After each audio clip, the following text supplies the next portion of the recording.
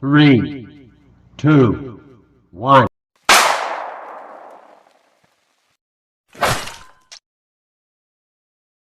Assalamualaikum warahmatullahi wabarakatuh. Kembali lagi bersama saya Febri Febrianti dengan NPM A1J021052 dari kelas 2B Prodi Pendidikan dan Formal, dosen pengampu Dr. Muhammad Kristiawan MPD. Baiklah, ada materi yang saya akan bahas dalam YouTube saya yang kedua, yaitu tugas dan tanggung jawab manajemen pendidikan. Materi saya yang pertama adalah konsep dasar kepala sekolah. Sebagai pemimpin yang mempunyai pengaruh, kepala sekolah berusaha agar nasihat, saran, dan perintahnya diikuti oleh guru-guru maupun semua orang yang ada di dalam lingkungan sekolah tersebut. Dengan demikian, ia dapat mengadakan perubahan-perubahan dalam cara bersikap, berpikir, dan tingkah laku yang dipimpinnya. Dengan kelebihan yang dimilikinya yaitu kelebihan ilmu, pengetahuan, dan pengalamannya. Dalam melaksanakan fungsi kepemimpinannya, kepala sekolah harus melakukan pengelolaan dan pembinaan secara melalui kegiatan administrasi, manajemen, dan kepemimpinan yang sangat tergantung pada kemampuannya. Secara etimologi, kepala sekolah adalah guru yang memimpin sekolah. Latar kepala sekolah berasal dari dua kata, yaitu kepala dan sekolah. Kata kepala dapat diartikan sebagai ketua atau pemimpin dalam suatu organisasi, sedangkan sekolah adalah sebuah lembaga di mana tempat terjadinya penerimaan dan pemberian penjelasan. Selanjutnya, hal-hal yang mempengaruhi kepemimpinan kepala sekolah menurut Depdiknas 1999 antara lain sebagai berikut. Yang pertama, kepribadian yang kuat, yakni pribadi yang percaya diri, berani, bersemangat, murah hati, dan memiliki kepekaan sosial. Dua, memahami tujuan pendidikan dengan baik, karena dengan pemahaman yang baik, kepala sekolah dapat menjelaskan kepada guru, staf, murid, dan pihak yang terkait tentang strategi pencapaian tujuan sekolah. Yang ketiga, memiliki pengetahuan yang luas tentang bidang tugasnya maupun bidang lain. Yang keempat, memiliki keterampilan yang profesional, yaitu keterampilan yang terkait dengan tugasnya sebagai kepala sekolah, yaitu keterampilan teknis atau menyusun jadwal pelajaran, memimpin rapat, melakukan sorvesi, keterampilan hubungan kemanusiaan atau motivasi, mendorong guru dan staf untuk berprestasi, keterampilan konseptual atau mengembangkan konsep pengembangan sekolah, mengidentifikasi dan mencegah masalah serta mengantisipasi masalah yang akan timbul dari semua kemungkinan. Ciri-ciri kepala sekolah menurut Curriculum 2010 adalah sebagai berikut. Yang pertama, memiliki visi yang kuat tentang masa depan sekolahnya, dan ia mendorong semua staf untuk mewujudkan visi tersebut. Yang kedua, memiliki harapan tinggi terhadap prestasi siswa dan kinerja staf. Yang ketiga, tak mengamati para guru di sekolah dan memberikan umpan balik yang positif dan konstruktif dalam rangka memecahkan masalah, memperbaiki pelajaran. Yang keempat, mendorong pemanfaatan waktu secara efisien dan merancang langkah-langkah untuk minimalisir kekacauan. Yang kelima, mampu memanfaatkan sumber-sumber material dan profesional secara kreatif. Dan yang keenam, memantau prestasi siswa secara individual dan kolektif serta pemanfaatan informasi untuk mengarahkan perencanaan instruksional. Tugas dan tanggung jawab kepala sekolah. Tugas dan tanggung jawab kepala sekolah atau manajer pendidikan yaitu harus mengalami perkembangan dan perubahan baik sifat maupun luasnya sesuai dengan pendidikan di negara Indonesia yang bersifat nasional demokratis. Maka sifat-sifat kepemimpinan manajemen sekolah pun harus berubah dengan mengarah pada kepemimpinan pendidikan yang demokratis. Tugas dan tanggung jawab kepala sekolah semakin luas dan semakin banyak bidangnya.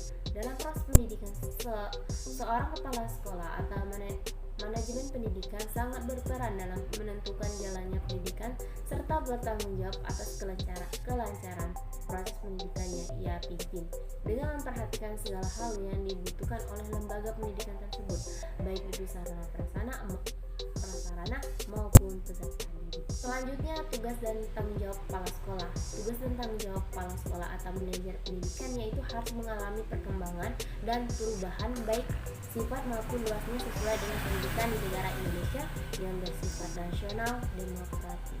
Maka sifat-sifat kepemimpinan manajemen sekolah pun harus berubah dengan mengarah pada kepemimpinan pendidikan yang demokratis. Tugas dan tanggung jawab kepala sekolah semakin luas dan semakin banyak bidangnya. Dalam proses pendidikan, seorang kepala sekolah atau manajemen pendidikan sangat berperan dalam menentukan jalannya pendidikan serta bertanggung jawab atas kelancaran proses pendidikan yang ia pimpin dengan memperhatikan segala hal yang dibutuhkan oleh lembaga pendidikan tersebut, baik itu sarana prasarana maupun pesertanya. Tanggung jawab kepala sekolah dapat digolongkan kepada dua bidang antara lain sebagai berikut. Yang pertama, tugas kepala sekolah dalam bidang administrasi dapat digolongkan menjadi 6 bagian sebagai berikut.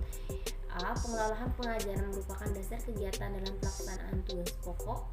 Kegiatan yang berhubungan dengan pengelolaan seperti ini menyusun jadwal pelajaran, mengatur kegiatan penilaian, melaksanakan norma-norma kenaikan kelas, dan lain sebagainya.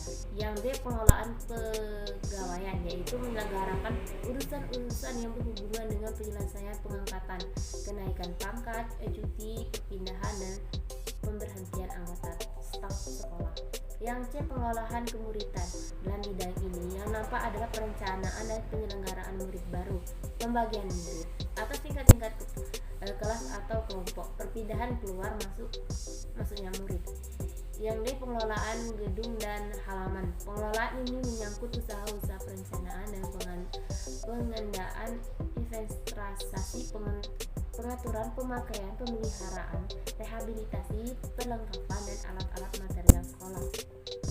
Keindahan dan kebersihan umum. Pengelolaan keuangan dalam bidang ini menyangkut masalah-masalah urusan gaji guru dan staf sekolah, urusan penyelenggaraan otorisasi sekolah, urusan uang sekolah, dan uang alat-alat murid.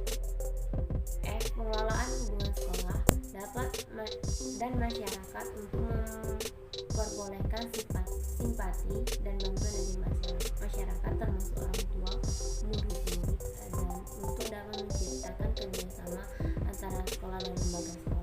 Pelaksanaannya, kepala sekolah sebagai supervisor harus memperhatikan prinsip-prinsip. Yang pertama, hubungan konsultatif, kolegatif, dan bukan hierarkis. Yang kedua, pelaksanaan secara demokratif. Yang ketiga, berpusat pada tenaga kependidikan atau guru. Yang keempat, dilakukan berdasarkan kebutuhan tenaga kependidikan guru. Menurut aturan profesional, kepala sekolah sebagai supervisor dapat dilakukan secara efektif antara lain melalui diskusi kelompok, kunjungan kelas, pembicaraan individual, dan simulasi pembelajaran. Selanjutnya, fungsi kepala sekolah sebagai manajer. Tahun 1978 mengemukakan 8 fungsi kepala sekolah sebagai berikut. Ya, 1. Bekerja dengan melalui orang lain. Yang kedua, dengan waktu dan sumber yang terbatas, mampu menghadapi berbagai persoalan. Yang ketiga, bertanggung jawab dan mampu mempertanggungjawabkan. Yang kelima, berpikir secara realistik atau konseptual. Yang kelima, sebagai juru penengah. Yang keenam adalah seorang politis. Yang ketujuh adalah seorang diplomat dan mengambil keputusan yang sulit. Nomor 8. Tugas dan tanggung jawab kepala sekolah adalah merencanakan, mengorganisasikan, mengarahkan, mengkoordinasikan, mengawasi, mengevaluasi seluruh kegiatan sekolah yang meliputi bidang proses belajar mengajar, meningkatkan, mengembangkan profesionalisme guru, administrasi kantor, administrasi siswa, administrasi pegawai, administrasi perlengkapan. Sebab itu, dalam rangka mencapai tujuan organisasi, kepala sekolah pada dasarnya mempunyai tugas dan tanggung jawab untuk melakukan perencanaan, organisasi, pergerakan, dan pengawasan terhadap seluruh sumber daya yang ada dan kegiatan yang dilakukan di sekolah.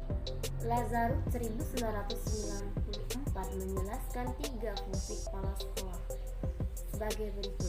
Yang 1, administrator. Pendidikan sebagai administrator berarti untuk meningkatkan mutu sekolah. Seseorang kepala sekolah dapat memperbaiki dan mengembangkan fasilitas sekolah, misalnya gedung, perlengkapan atau peralatan dan lain-lainnya yang cukup dalam bidang administrator pendidikan. Yang kedua, supervisor pendidikan. Sebagai supervisor berarti usaha peningkatan mutu dapat pula dilakukan dengan cara peningkatan mutu guru-guru dan seluruh staf sekolah, misalnya melalui rapat-rapat observasi kelas, perpustakaan, dan lain sebagainya. Dan ketiga, pemimpin pendidikan. Sebagai pemimpin pendidikan berarti meningkatkan mutu akan berjalan dengan baik apabila guru dan staf bersifat terbuka, kreatif, dan memiliki semangat kerja yang tinggi. Suasana yang demikian ditentukan oleh bentuk dan staf kepemimpinan yang dilakukan kepala sekolah. Ada beberapa strategi yang dapat dilakukan kepala sekolah dalam meningkatkan profesionalisme guru antara lain sebagai berikut. 1. Memberdayakan tenaga kependidikan melalui kinerja yang sama. Dimaksudkan bahwa dalam peningkatan profesionalisme tenaga kependidikan, kepala sekolah harus mementingkan kerjasama dengan tenaga kependidikan dan pihak lain terkait dalam pelaksanaan kesetiaan kegiatan. Sebagai manier, kepala sekolah harus mau bekerja sama melalui orang lain. Yang kedua, memberi kesempatan kepada para tenaga kependidikan untuk meningkatkan profesionalisme. Sebagai manajer, kepala sekolah harus meningkatkan profesi secara profesional dan hati-hati. Kepada kepala sekolah harus bersikap demokratis dan memberi kesempatan kepada seluruh tenaga kependidikan untuk mengembangkan potensinya. Yang ketiga, mendorong keterlibatan sekolah tenaga kependidikan. Dimaksud bahwa kepala sekolah harus berusaha untuk mendorong keterlibatan semua tenaga kependidikan dalam setiap kegiatan di sekolah. Peran kepala sekolah.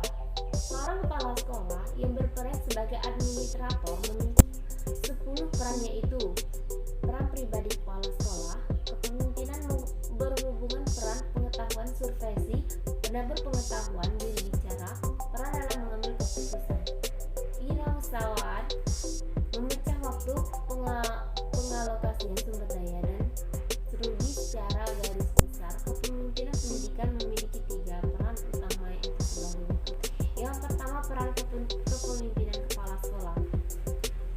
Kepala sekolah merupakan kunci dalam bentuk kultural sekolah. Kepala sekolah harus dapat membentuk budaya positif di mana staf berbagai pengertian dan memiliki dedikasi untuk meningkatkan sekolah dan mengajar. Yang kedua, kepala sekolah harus dapat menjalin hubungan dengan kelompok internal dan eksternal. Kelompok internal seperti satu, pengawas pengelolaan pendidikan pusat. Yang kedua, dewan sekolah. Yang ketiga, taman sejawat. Yang keempat, orang tua. Yang kelima, masyarakat sekitar. Yang enam, guru. Dan yang ketujuh, siswa. Sedangkan kelompok eksternal yaitu profesor, konsultan, badan akreditasi, dan sebagainya. Peran manajer kepala sekolah. Peran manajer merupakan aspek utama kepemimpinan kepala sekolah. Keterampilan manajer yaitu 1. Teknis atau technical, mencakup teknik proses manajemen, perencanaan, pengaturan, koordinasi, pengawasan, dan pengadilan. Yang kedua, manusia atau human, keterampilan hubungan antara manusia, motivasi, pembangun moral, dan yang ketiga,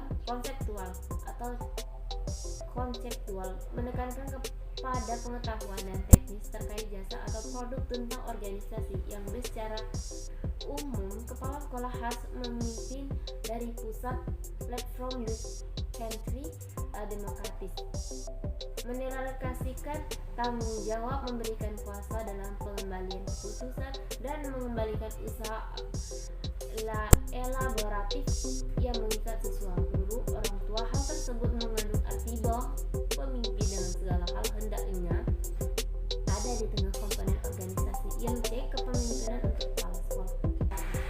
Peran kurikulum pengajaran kepala sekolah. Bidang kurikulum mengajarkan hendaknya menjadi prioritas kerja utama kepala sekolah sehingga dapat meningkatkan mutu kependidikan di sekolahnya. Ada 6 kepala sekolah di bidang kurikulum pengajaran, yaitu 1. Menjamin kualitas pengajaran. Yang kedua, mengawasi dan mengevaluasi pengajaran. Yang ketiga, mengalokasikan dan melindungi waktu pengajaran. Yang keempat, mengorganisasikan kurikulum, memastikan isi mata pelajaran tersampaikan, monitoring kemajuan siswa. 6. Beberapa tersebut menggambarkan suatu contoh kepala sekolah efektif. Wah, itulah materi yang bisa saya sampaikan. Jika ada salah kata, saya mohon maaf, pada Allah saya mohon ampun. Wabillahi taufiq wal hidayah. Wassalamualaikum warahmatullahi wabarakatuh. Jangan lupa like, komen, dan subscribe teman-teman. Dah.